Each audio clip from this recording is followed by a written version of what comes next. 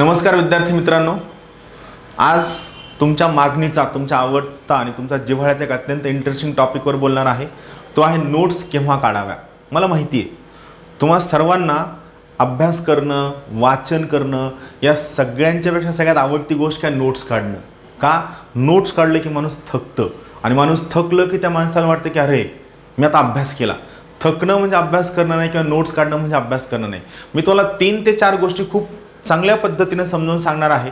यामध्ये परत एकदा सांगतो, माझं हे जे लेक्चर आहे नोट्स केव्हा काढाव्या हे कुणासाठी नाही आहे. तर त्यांनी हे लेक्चर नाही पाहिजे तरी पाहतं, ज्या लोकांना आणखीनही 10वी आणि 12वीच्या पर्सेंटेजवर गर्व आहे की मी 10वीला एवढे टक्के होते, 12वीला एवढे टक्के होते आणि मी हुशार, मला असल्या लेक्चरची गरज नाही, त्यांच्यासाठी हे लेक्चर बिलकुल नाही. किंवा जे लोक आणखीनही मी कॉलेजमध्ये असताना वन नाईट फाईट करायचो त्याच कौतुकात अडकलेले आहेत, त्या लोकांसाठी सुद्धा हे लेक्चर नाही. किंवा ज्या लोकांना मला कॉलेजमध्ये गोल्ड मेडल होतं, मी असा हुशार होतो, कॉलेजमध्ये माझं असं नाव होतं, या लोकांसाठी माझं आजचं लेक्चर बिलकुल नाही. माझं आजचं लेक्चर कोणासाठी आहे? त्या सर्व सिन्सिअर लोकांसाठी आहे, ज्या लोकांना स्पर्धा परीक्षा खरंच पास व्हायची आहे, ज्या लोकांना प्रत्येक गोष्ट 10वी 12वीच्या मुलासारखी मनातून करायची, ज्या लोकांना सांगितलेली प्रत्येक गोष्ट फॉलो करायची, फक्त त्या लोकांसाठी हे लेक्चर आहे. बाकीच्या लोकांनी हे डिस्क्लेमर आहे, प्लीज लेक्चर बघू नका. जी लोक स्वतःला हुशार नाही, अतिशहाणी समजतात. कारण माझं स्वतःचं काय मत आहे माहिती आहे का, ही स्पर्धा परीक्षा बदनाम होण्यासाठी सगळ्यात मेन कारण आहे ही अतिशहाणी लोक, जे स्वतः अभ्यास करत नाहीत, गावभर लोकांना गायडन्स करत फिरतात. आणि सगळ्यात महत्त्वाची गोष्ट, गायडन्स करताना फक्त बाकीच्या लोकांवर टीका करण्याचा सूर असतो, स्वतःकडनं कन्स्ट्रक्टिव्ह काहीच दिलं जात नाही. त्या लोकांसाठी हा व्हिडिओ बिलकुल नाही. हां, ज्यांना पास व्हायचंय, ज्यांना 10वीला 40% जरी पडले असले पण ज्यांना कष्ट करायचंय, किंवा ज्यांना सर मी पास नाही झालो तरी चालेल पण मला काहीतरी नवीन शिकायचंय, सर मी पास नाही झालो तरी चालेल पण या ठिकाणी मला जे नॉलेज मिळणार आहे ना, हे नॉलेजच्या बेसवरती मी एखादा बिझनेस कसा करू शकेल, दुसरी एखादी परीक्षा कशी पास करू शकेल, त्या लोकांसाठी माझं हे लेक्चर आहे. बाकीच्यांनी प्लीज लेक्चर बघू नका. कारण मला माहिती आहे, जी लोक आयुष्यात फक्त टीका करणं, समोरच्या चुका काढणं यात चूक मानतात ना, त्या लोकांना या व्हिडिओचा शून्य फायदा आहे.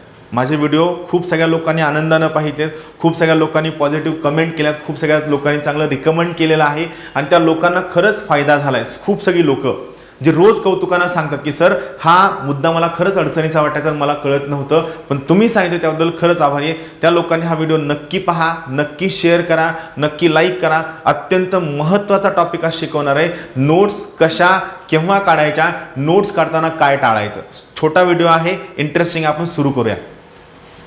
MPSCचा अभ्यास करताना MPSC नोट्स कशा काढाव्या त्याच्याबद्दलचा हा सगळ्यात पहिला महत्त्वाचा लेक्चर आपण सुरू करूया.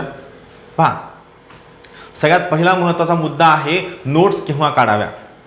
नोट्स केव्हा काढाव्या हे शिकवायला सुरू करण्याच्या अगोदर मला तुम्हाला एक सगळ्यात पहिला मुद्दा क्लिअर करायचा. सगळ्यात पहिला मुद्दा मला तो हा क्लिअर करायचा आहे, जो तुम्ही प्रत्येकाने डोक्याशी किंवा ब्रेनशी खुणगाठ बांधून घ्या. नोट्स काढणं म्हणजे अभ्यास नाही. राहील लक्षात? नोट्स काढणं म्हणजे अभ्यास करणं नाही. नोट्स काढणं हे प्युअरली क्लरिकल काम आहे, कारकुनी काम आहे. त्यामधनं तुमच्या मेंदूचा अभ्यास होत नाही किंवा काही होत नाही. सो ज्या लोकांना अभ्यासाला सुरुवात केली की ढिगानं नोट्स असतात बघा, बरोबर आहे, ती लोक पास होत नाहीत. फक्त काय असतं, ती लोक दिवसभर अभ्यासिकेत बसून काहीतरी लिहित असतात, त्यांचा चेहरा असा तेलकट तुपकट झालेला असतो, काळवंडलेला असतो आणि संध्याकाळी जाताना त्यांच्या चेहऱ्यावर असा भाव असतो की आज खूप अभ्यास केलाय, आज एवढं वाचलेलं काहीच नसतं, फक्त पुस्तकातलं लिहून काढलेलं असतं. आणि सगळ्या अभ्यासिकेला त्या पोराकडे बघून वाटत असं की ती किती कष्ट करतो पण ते पास होत नाही. मग आपण समज काय करतो, काही लोक नुसतं कष्ट करतात पण ते पास होत नाहीत, म्हणजे MPSC आणि UPSC मध्ये अभ्यास करण्याला काही महत्त्व नाही, कुणी पण पास होते असं नाही. जो विद्यार्थी परीक्षेला जस्टिस देतो फक्त तोच विद्यार्थी पास होतो. जो व्यक्ती आपण आपल्या सोयीनं स्वतःला काय वाटतं हा अभ्यास करतो तो विद्यार्थी पास होणं शक्य नाही. म्हणून सगळ्यात पहिली महत्त्वाची गोष्ट, पहिला मुद्दा लक्षात ठेवा, नोट्स काढणं म्हणजे अभ्यास करणं नाही. नोट्स काढणं हे कारकुनी काम आहे. आपण जसं फिजिकल काम करतो ना, रस्ता खोदायचा, रस्ता खोदणं आणि नोट्स काढणं या दोन गोष्टींमध्ये काहीच फरक नाही. नोट्स काढणं हे इंटेलेक्च्युअल काम नाही. राहील लक्षात. अभ्यास करणं म्हणजे वाचन करणं, समजून घेणं, त्याला लक्षात ठेवणं, त्याला मेमराईज करणं, आणि हे मेमराईज झाल्यानंतर जेव्हा तुमच्यासमोर पेपर येईल, तुमच्यासमोर तो प्रश्नपत्रिका उभी राहील, त्यावेळेस आपलं हे उत्तर तिथं रिप्रोड्यूस करणं हे इंटेलेक्च्युअल काम आहे. नोट्स काढणं हे इंटेलेक्च्युअल काम नाही. राहील लक्षात.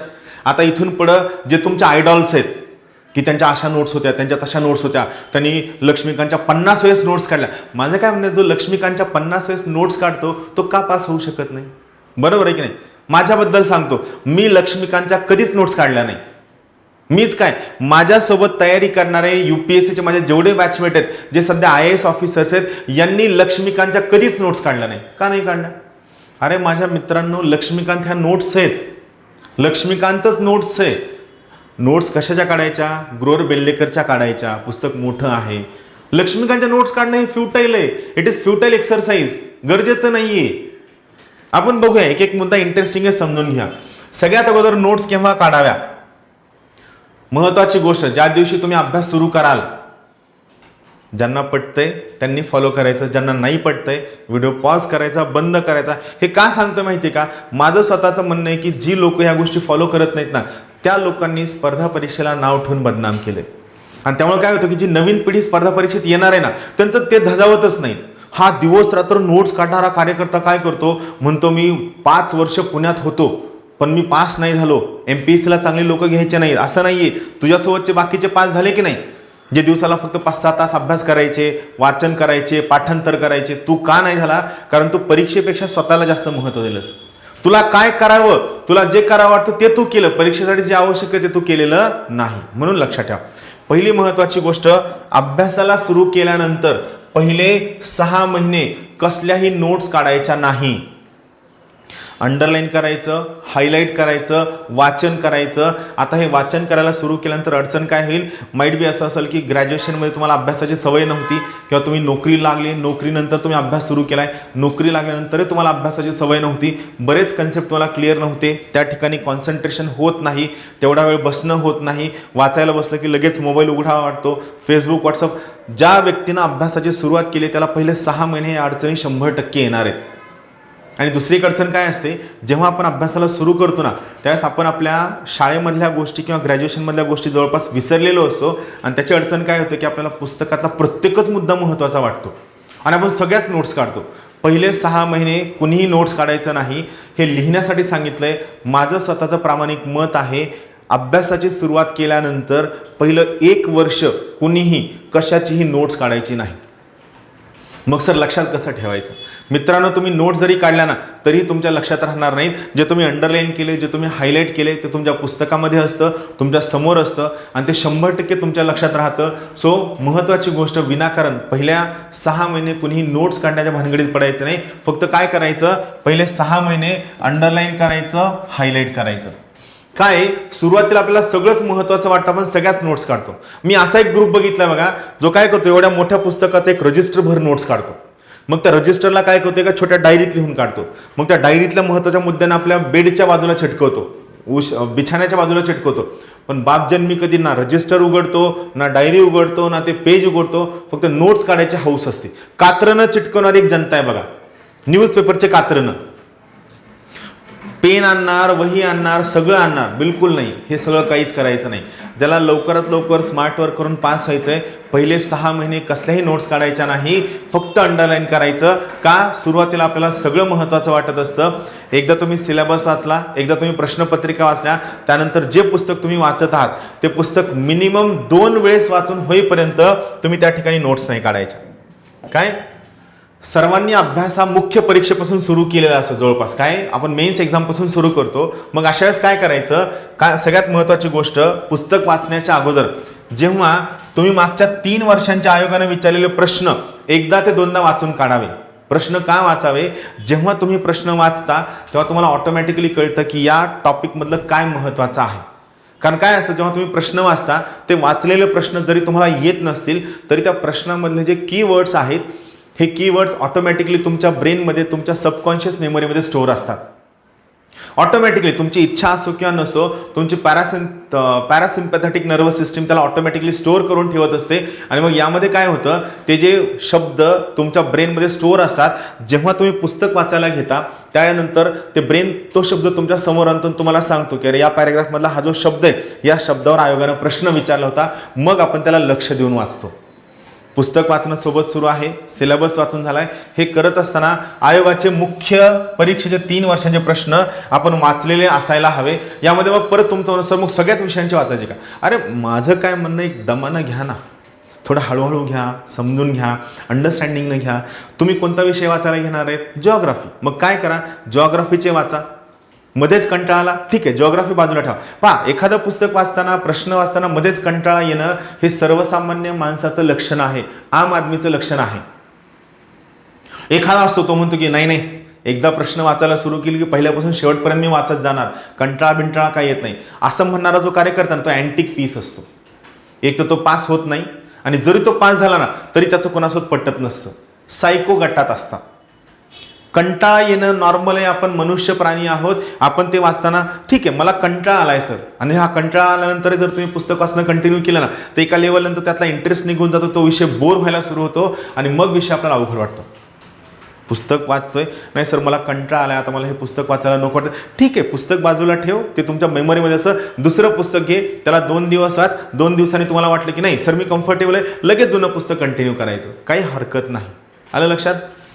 मागील 3 वर्षांच्या आयोगाने विचारलेले सगळे प्रश्न एकदा ते दोनदा चांगले वाचून काढावे. नोट्स काढण्याच्या अगोदर हे होणं गरजेचं आहे. एकदा दोनदा पुस्तकं आणि प्रश्नांचं वाचन झाल्यानंतर मग तुम्ही नोट्स काढण्यासाठी सुरुवात करावी. एकदा दोनदा तुमच्याकडनं प्रश्न वाचून झालेत आणि पुस्तक, माझं म्हणणं आहे मिनिमम तुमच्याकडनं पुस्तक 2 वेळेस वाचून झाल्याशिवाय तुम्ही नोट्स काढणं 100% चुकीचं आहे. मला माहिती आहे तुमचा यामध्ये खूप जास्त वेळ जाणार आहे आणि तो वेळ वाया जाणार आहे. तुम्ही त्या ठिकाणी फक्त डॉंकी वर्क करणारा, त्याचा काहीही तुम्हाला फायदा होणार नाहीये. कोणतंही घेतलेलं पुस्तक जोपर्यंत तुम्ही मिनिमम एकदा ते दोनदा चांगल्या पद्धतीनं वाचून काढत नाहीत तोपर्यंत तुम्ही बिलकुल नोट्स नाही काढायच्या. यासोबतच आयोगाचे मागचे जे प्रश्न आहेत ते सुद्धा तुम्ही एकदा दोनदा वाचावे, त्यानंतर नोट्स काढायला सुरू करायचं. मग सगळ्यात मोठा प्रश्न असतो सर नोट्स काढायला किती वेळ लागू शकतो? माझं काय म्हणणं आहे, आपण सगळे मनुष्य प्राणी वेगळे आहोत ना, मग आपण सर्वजण जर वेगवेगळे असतो तर बेसिक गोष्ट काय की प्रत्येकाला लागणारा वेळ हा वेगवेगळा असणार आहे. करेक्ट आहे? म्हणून लक्षात ठेवा, नोट्ससाठी लागणारा जो वेळ आहे हा प्रत्येक व्यक्तीसाठी वेगवेगळा असणार आहे. त्याला कोणताही टाइम लिमिट नाही, कोणताही फिक्स पॅटर्न नाही, कोणताही नियम नाही, कोणतंही तत्व नाही. हे पक्क लक्षात ठेवा. नोट्स काढण्यासाठी लागणारा प्रत्येकाचा वेळ काय असणार आहे हा वेगवेगळा असणार आहे, हे पक्क लक्षात ठेवा. क्लिअर? ही गोष्ट महत्वाचं आहे. आता आपण पाहूया नोट्स नेमक्या कशा काढायच्या. तुम्हाला वाटत असेल सर विनाकारण पाल्हाळ लावतात. पहिलं महत्वाचं होतं, कारण मला माहिती आहे की खूप सगळी लोक सर माझी 12वी झाली आहे आणि मग मी आता नोट्स कशा काढू. मला माहिती आहे तो 12वी नंतर झालेला कार्यकर्ता जो नोट्स काढतो ना तो 3 वर्षानंतर त्या नोट्स उघडणारा नसतो. त्याला फक्त काय करायचं असतं ना, स्वतःचा चेहरा तेलकट तुपकट असा काळवंडून घ्यायचा असतो आणि त्याला दाखवायचं असतं की लय अभ्यास करतोय. नोट्स काढणं म्हणजे अभ्यास करणं नाही. नोट्स कशा काढाव्या आपण पाहूया. सगळ्यात पहिला महत्वाचा मुद्दा, मायक्रो नोट्स काढाव्या. मी अगोदर काय करतो, हे सगळं जे लिहिलंय हे तुम्हाला एका पेजवर दाखवतो, त्यानंतर तुम्हाला लक्षात येईल. सगळं मी लिहिलंय पहा. सगळ्यात महत्वाची गोष्ट, नोट्स काढताना काय लक्षात ठेवायचंय, समजा हे एक पेज आहे तर नोट्स काढताना काय लक्षात ठेवायचंय, या पेजवर जेव्हा तुम्ही नोट्स काढाल ना तर नोट्स या मायक्रो नोट्स असाव्या. त्यामुळे विनाकारण वाक्यांची गरज नाही. आपली MPSCची परीक्षा ही MCQची परीक्षा आहे, तेव्हा तुम्ही नोट्स काढत जर वाक्य लिहित बसाल तर तो तुमचा वेळ वाढवणार आहे. त्या नोट्समध्ये फक्त शब्द असावे, की वर्ड्स असावे. फॉर एक्झाम्पल, समजा मी इथं नोट्स काढताना मी पॉलिटीच्या नोट्स काढतोय तर मी काय करणार, या ठिकाणी समजा मी हा एक बॉक्स करणार, इथं मी काहीतरी लिहितोय, इथं मी काहीतरी लिहितोय, त्यानंतर इथं काहीतरी लिहितोय आणि या बॉक्समध्ये मी आणखीन काहीतरी नोट्स काढतोय. बरोबर आहे? वाक्य नाही लिहायचे. इथं समजा मी काय केलं, इथं मी लिहिलं की आपले मागील 4 कॅगची नावं मी लिहिली. मग हा 1 नंबर, हा 2 नंबर, हा 3 नंबर, हा 4 नंबर, कॅगचं नाव. मग दुसरा कॅग बद्दल काय महत्वाचा मुद्दा, कॅगशी संदर्भात काय महत्वाचं कलम आहे 148. आणि दुसरी गोष्ट काय, त्याची नेमणूक कोण करतो, त्याचं पद कसं ठरतं, त्यानंतर त्याचं मानधन कसं ठरतं, आणि सगळ्यात महत्वाची गोष्ट 1971चा कायदा. बघा मी इथं फक्त 1971चा कायदा हा शब्द लिहितोय, functions, powers, authorities and responsibilities of CAG हे पूर्ण मोठं वाक्य लिहित नाहीये. का लिहित नाहीये? कारण माझ्या मनात क्लिअर आहे की 1971चा कायदा आहे आणि एमपीएससी कधीही त्या कायद्याचं नाव देताना मधला शब्द चेंज करत नाही किंवा तो कायदा आपण पुन्हा पुन्हा नजरेखालनं घालत असतो. आता बघा, जेव्हा हे सेम पेज मी माझ्या नजरेसमोर घेईल त्यावेळेस काय होतं, मी वाचतोय पण मी वाचत असताना काय असतं की माझं डोकं मेसमध्ये पोचलंय. आज मेसमध्ये चिकन आहे, आलं लक्षात. सो इथं अडचण काय होते की मी वाचतोय, माझे डोळे तो फोटो कॅच करतात पण मी मेसमध्ये पोहोचलोय. काय असतं की आपले डोळे त्या सगळ्या गोष्टी घेतात, स्टोअर करतात, सबकॉन्शियस मेमरीमध्ये स्टोअर करतात. म्हणजे काय असतं, आपण फक्त फिजिकली तिथं प्रेझेंट असतो, मेंटली आपण मेसमध्ये पोहोचलेलो असतो. मग इथं अडचण काय होते, हे आपलं वाचलेलं वाया जात नाही. आता इथं काय होतं की जेव्हा तुमचं एका पानामध्ये ह्या 4 नोट्सचे महत्वाचे मुद्दे बसलेत तेव्हा ऑटोमॅटिकली काय होतं, या गोष्टी आपलं डोळे स्टोअर करून ठेवतात. म्हणून महत्वाची गोष्ट लक्षात ठेवा, मायक्रो नोट्स असाव्या, नोट्स तुमच्या नजरेच्या आवाक्यात असाव्या, नजरेच्या आवाक्यात. तुम्ही लिहित बसलाय नॉवेल लिहिल्यासारखं दन दन दन, त्याला नोट्स म्हणत नाही, त्याचा फायदा पण होत नाही. मग काही लोकांचं म्हणणं आहे की सर फक्त शब्द लिहिला तर आम्ही विसरू की. म्हणून मी तुम्हाला काय सांगतोय की हे शब्द का लिहायचा, जेव्हा तुमच्याकडनं एकदा दोनदा पुस्तक वाचून झाले, 3दा तुमच्याकडनं प्रश्न वाचून झालेत, तुम्हाला सगळे मुद्दे कळले, त्याच्यानंतर या नोट्स काढायच्या. लक्षात ठेवा, नोट्स एका पानावरती असाव्या, नजरेच्या आवाक्यात बसणाऱ्या असाव्या. नोट्स काढताना एक पॅटर्न काय ठेवायचा मी तुम्हाला सांगतो. बघा, मी समजा हा एक पेज आहे, आता या पेजवर मी नोट्स काढणार आहे, बरोबर आहे. समजा मी इथं काय केलं, मला इथं आर्टिकल लिहायचे, कुणाशी संदर्भात, पीएमच्या संदर्भातला आर्टिकल लिहायचे, पंतप्रधान. मग मी काय करणार, आपण लोक काय करतो बघा, आपण लिहितो आर्टिकल 74, पंतप्रधानांना सल्ला देण्यासाठी मंत्रिमंडळ असेल, बरोबर आहे. आपण एवढं अख्खं वाक्य लिहितो, मग यामध्ये फक्त एकच आर्टिकल बघतं. ही तुमची नोट्स काढायची पद्धत आहे. माझी काय बघा, मी इथं, मला माहिती आहे काय कुणा संदर्भात आहे, पीएम संदर्भात, मी इथं वरती लिहिणार पीएम. बरं, मी थोडं मोठं काढतो.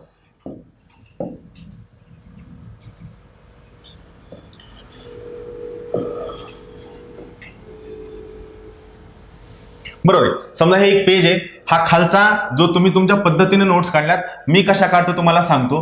मी इथं काय करणार, असं इथं लिहिणार, बॉक्स काढणार, ब्लँक पेजवर इथं लिहिणार पीएम. मी तर आर्टिकल नाही लिहित बसणार, कारण मला माहिती आहे 74 मी लिहिलंय. 74 का रॅन्डम आकडा आहे का? नाही, तर आर्टिकलचा आकडा आहे. मी इथं लिहिणार 74. म्हणजे मी काय केलं, आर्टिकल लिहायचा माझा वेळ वाचवला, बरोबर आहे. इथं काय लिहिलं, सल्ला, आलं लक्षात. दुसरं काय, गोपनीयता. बरं, याचा अर्थ काय झाला बघा, सल्ला आणि गोपनीयता 74 मध्ये 2 महत्वाचे मुद्दे मला कळले. म्हणजे काय, राष्ट्रपतींना सल्ला देण्यासाठी मंत्रिमंडळ असेल आणि मंत्रिमंडळाने दिलेला सल्ला हा कुठेही विचारला जाऊ शकणार नाही, म्हणजे काय, गोपनीयता. आलं ना लक्षात. म्हणजे तुम्ही जे पूर्ण लिहित बसणार आहे ते न लिहिता फक्त मायक्रो नोट्स काढायचे, मायक्रो शब्द काढायचे. किंवा आर्टिकल 75 मध्ये काय, पीएमची नेमणूक, काय शब्द आहे, नेमणूक.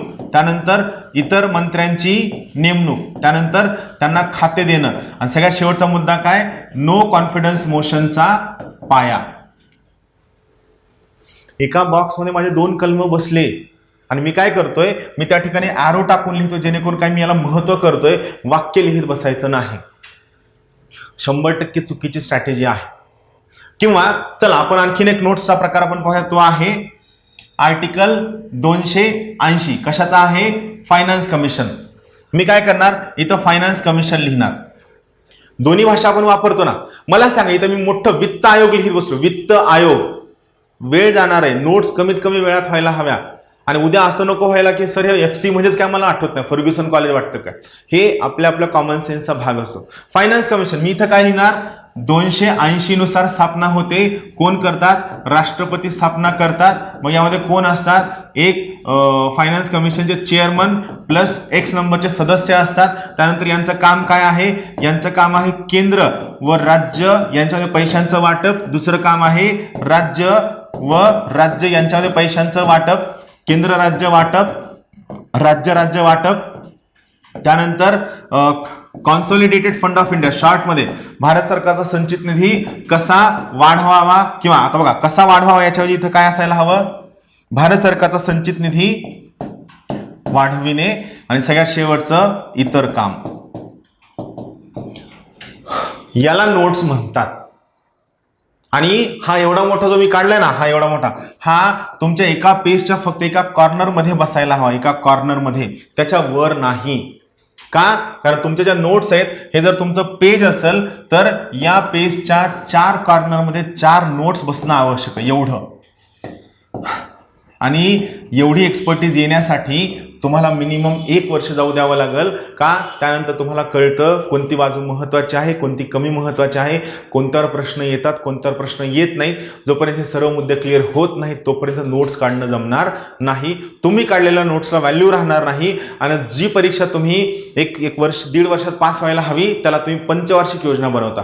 पंचवार्षिक योजना हा कोचिंग क्लासमुळे होत नाही, मेसवाल्या मावशीमुळे होत नाही, तुम्ही ज्या रूममध्ये त्या घरमालकामुळे होत नाही, किंवा खूपदा काय असतं की आपली पंचवार्षिक योजना झाल्यानंतर आपण म्हणतो की माझ्या मित्रांना मी खूप जास्त वेळ दिला. मित्र म्हणला नव्हता, ये माझ्यासोबत चहाला चल, पिक्चरला चल, फिरायला चल. ही आपली स्वतःची चॉईस असते, आपले स्वतःचे डिसिजन्स असतात, जे आपल्याला पंचवार्षिक योजना लावायला भाग पाडतात. सर्वसामान्य विद्यार्थी 2 ते 2.5 वर्षात पास होऊ शकतो. आणि जर तो पास होणार नसेल तर 2.5 वर्षानंतर 3ऱ्या वर्षी त्याला कळतं आपण पास होऊ शकत नाही, तो त्याचा प्लॅन बी कडे जाऊ शकतो. राहील लक्षात? हे झालं. आपण इथं बघूया काय काय मी सांगितलंय. मायक्रो नोट्स काढाव्या. नोट्स नजरेच्या आवाक्यात बसणाऱ्या असाव्या. ज्यावेळेस तुम्ही पेज समोर हातामध्ये घ्याल त्यावेळेस तुम्हाला ते बॉक्सेस दिसायला हवे. एका नजरेच्या आवाक्यात तुम्हाला ते 4 महत्वाचे मुद्दे दिसायला हवे, जेणेकरून हे तुम्हाला परीक्षेला जाताना, रिव्हिजनला जाणं सोपं आहे. एक 10-15 पानं घेऊन जाणं सोपं असतं. तुम्ही परीक्षेला जाताना सॅक भरून घेऊन जातात. लक्ष्मीकांत पण असतं, पॉलिटीचे नोट्स पण असतात, तुम्ही काढलेले नोट्स पण असतात, आर्टिकलची डायरी पण असतं. मला माहिती आहे, हे मी स्वतः बघितलंय, हे मी स्वतः केलंय, म्हणून तुम्हाला सांगतोय. एक मुद्दा एका पानावर बसवावा. कसा बसवायचा तो, राईट? त्यानंतर विनाकारण 550 कलरचे पेन वापरायचे नाही. जी मला माहिती आहे खूप सगळ्या मुलींना आणि काही हौशी मुलांना सवय असते. लाल घेतलाय, हिरवा घेतलाय, काळा घेतलाय, निळा घेतला, पिवळा घेतलाय, डिझाईन मारले, नोट्स काढताना स्केल घेऊन बसणार कार्यकर्ता. अरे मित्रा, त्या नोट्सच्या बेसवर तुला कुणीही पोस्ट देणार नाही. आणि खूप सगळ्या लोकांचं असं असतं, मी म्हणलो ना, तुमच्या मनात जो गैरसमज आहे ना, नोट्स काढत बसलेला थकलेला कार्यकर्ता म्हणजे खूप अभ्यास केलेला असं नाही. अभ्यास म्हणजे फक्त वाचन, अभ्यास म्हणजे फक्त रीडिंग. नोट्स म्हणजे फक्त काय असावे? शब्द असावे. नोट्स म्हणजे वाक्य आणि पॅराग्राफ लिहिणं नाही.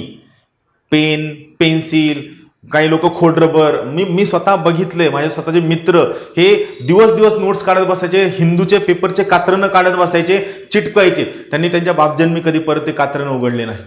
आजचा दिवस संपला, आजचा पेपर संपला, सगळं ऑनलाईन इंटरनेटवर अवेलेबल आहे, मॅगझिन्समध्ये अवेलेबल आहे. विनाकारण वेळ वाया घालवू नका.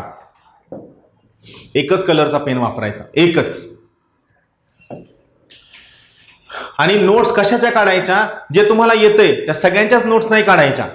जे मुद्दे तुम्ही पुन्हा पुन्हा विसरता, वाचले पण तुम्ही विसरताय, एखादी लढाई असेल, मराठ्यांचं युद्ध असेल, किंवा काही आर्टिकल्स, तुम्ही काय करता? Article number 1, 300 article. अरे तुम्ही त्यामध्ये प्रश्न येतात का? जे मुद्दे तुम्ही पुन्हा पुन्हा विसरता त्यांच्या नोट्स काढाव्या. फापट पसारा नोट्स काढायचा नाही, बिलकुल नाही. उठलाय सगळ्याच नोट्स काढत बसलाय, असला फालतू प्रकार बिलकुल करायचा नाही. सगळ्यात महत्वाची गोष्ट इथं लक्षात ठेवा, नोट्स तुमच्या स्वतःच्या भाषेमध्ये असाव्या, जेणेकरून जेव्हा तुम्ही त्या नोट्सच्या रिव्हिजनसाठी जाल त्यावेळेस तुम्हाला त्या नोट्सवर चांगलं रिव्हिजन करता येईल, तुम्हाला त्याचा फायदा होईल. यासाठी लक्षात ठेवा, नोट्स या तुमच्या स्वतःच्या भाषेमध्ये असणं गरजेचं आहे. पुस्तकी भाषेमध्ये नोट्स नको. का? कारण तिथं आपल्याला कोणत्याही गोष्टीचा ताळमेळ लागत नाही. नोट्स या तुमच्या स्वतःच्या भाषेमध्ये असाव्या. नोट्स काढताना काय काळजी घ्यायची? सगळ्यात महत्वाची गोष्ट, काय काळजी घ्यायची बघा.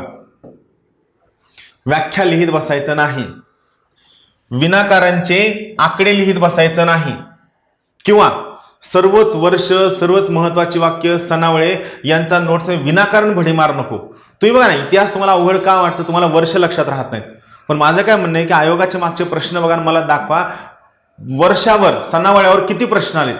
एखाद दुसरा प्रश्न असतो. व्हॉइसरॉय, तुम्ही सगळे व्हॉइसरॉय पाठ करत बसता आणि आयोग दरवर्षी काय करतं? जे फेमस व्हॉइसरॉय त्यांच्यावर प्रश्न विचारतं. फॅक्ट आहे, विनाकारणच्या गोष्टींचा विनाकारण भडीमार नको. हे सगळं कळण्यासाठी तुम्हाला अगोदर आयोगाचे प्रश्न गो थ्रू करावे लागतील. माणसाच्या मनाला कितीही टेम्प्ट झालं की मी आता नोट्स काढतो, तरीही थोडा दम धरा, थोडा स्पेस द्या, राईट? जबरदस्ती फ्लो चार्ट माइंड मॅप आणायचा नाही, जबरदस्ती आणायचं नाही. जर गरज असेल तर आणायचा. काही लोकांना सवय बघा, जबरदस्ती त्या ट्रिक काढत बसते, जबरदस्ती.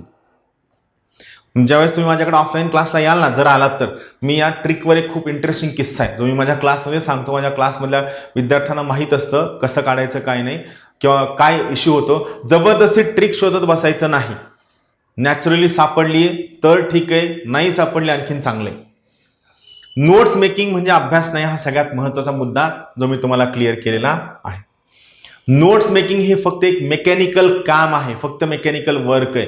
त्यामध्ये तुमचा अभ्यास होत नाही, तो फक्त तुमचं काम सोपं करण्यासाठी, तुमचा अभ्यास सोपं करण्यासाठीचा महत्त्वाचा मुद्दा आहे. एका पानावर नोट्स बसाव्या. तुमची MCQ ची परीक्षा आहे त्यामुळं ते तुम्हाला सहज लक्षात येतं, हे लक्षात ठेवायचं. क्लिअर ही गोष्ट. उदाहरण सांगतो बघा, जे मगाशी मी तुम्हाला आर्टिकल 74, 75, 78 मी तुम्हाला सांगतो नोट्स कशा काढता. आर्टिकल 74, राष्ट्रपतींना सल्ला देण्यासाठी मंत्रिमंडळ बंधनकारक, मी वाक्य लिहिलंय का नाही. 75 PM ची नेमणूक, विषय संपला. वाक्य लिहित नाही, PM लिहितोय मी. आर्टिकल 78, सरकारच्या धोरणांबाबत, कामाबाबत प्राईम मिनिस्टर आपणहून माहिती देतील. मी इथे ॲरो दाखवलाय. याचा अर्थ काय, PM आपणहून माहिती देतील. दुसरं काय, जर समजा राष्ट्रपतींनी माहिती मागवली तर PMनी त्यांना माहिती देणं बंधनकारक आहे. आर्टिकल 78 म्हणजे काय ना, मी तिथं लॉजिकल फ्लो मांडण्याचा प्रयत्न केलेला आहे. अर्थशास्त्र, समजा अर्थव्यवस्थेचा प्रकार, आपल्याला काय करायचं, समाजात अर्थव्यवस्था शिकायची. मग याच्या नोट्स कशा काढायच्या. सरकारी नियंत्रण असतं, किंमत सरकार ठरवते, नियोजन कमांड अँड कंट्रोल प्लॅनिंग असतं, PSU चं प्राबल्य असतं. PSU म्हणजे काय, पब्लिक सेक्टर अंडरटेकिंग, म्हणजे सरकारी कंपन्यांचं डॉमिनन्स असतं आणि संपत्ती समाजाच्या मालकीची असते. मला माझ्या नोट्समध्ये दाखवा मी वाक्य लिहिलंय का, नाही लिहिलं. पण मला माहिती आहे तुम्ही हे बघितलं की पटकन तुम्हाला समाजवादी अर्थव्यवस्था लक्षात येते. याला ऍडिशन परत काय करायचं, समाजवादी आपल्या संविधानात कशा सांगितले, DPSP मध्ये सांगितलेलं आहे. महत्वाची कलम 39B आणि 39C. आलं लक्षात. हे करायचंय आपल्याला. बघा ना, एका आवाक्यात बसतंय सगळं. अर्थव्यवस्थेचा प्रकार, समाजवादी काय म्हणलंय, तुम्हाला नजरेच्या आवाक्यात नोट्स बसायला हव्या आणि जे तुम्ही विसरता त्याच्या नोट्स तुम्ही काढा. ज्या गोष्टी तुम्हाला चांगल्या लक्षात आहेत त्या विनाकारण नोट्स. सती प्रथा विल्यम बेंटिक यांनी बंद केली, हे तुम्हालाच नाही सगळ्या जगाला माहिती. जर तुम्ही त्याचं पण नोट्स काढत असाल तर याचा अर्थ काय, तुम्ही टाइमपास करता. You are not honest with examination, you are not honest with yourself. लक्षात ठेवा. राईट. खूप खूप शुभेच्छा, खूप खूप धन्यवाद. मला माहिती आहे हा जे लेक्चर आहे हे फक्त 5 किंवा 6 मिनिटांमध्ये सुद्धा मी सांगू शकलो असतो. फक्त मला काय आहे, स्पर्धा परीक्षा करणाऱ्या खूप सगळ्या विद्यार्थ्यांच्या मनातले गैरसमज दूर करायचे.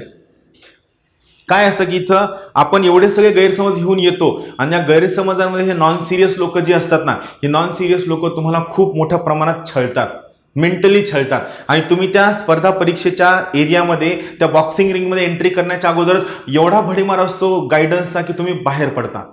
त्यात कोणीतरी सांगतं की मी एकाच अटेम्प्टमध्ये पास झालो. आणखीन एक मी तुम्हाला सुचवल, माझा युट्यूबला एक व्हिडिओ आहे फर्स्ट अटेम्प्टचा फंडा, नक्की बघा. तुम्हाला क्लिअर होईल हा फर्स्ट अटेम्प्टचा फंडा नेमका काय आहे. आणि एक कुणीतरी गुरु करा, ज्याला बघून फॉलो करा, नक्की फॉलो करा. याच्यानंतरही काही डाऊट असेल तर नक्की मला कॉन्टॅक्ट करा. Thank you very much. Have a good day. Thank you.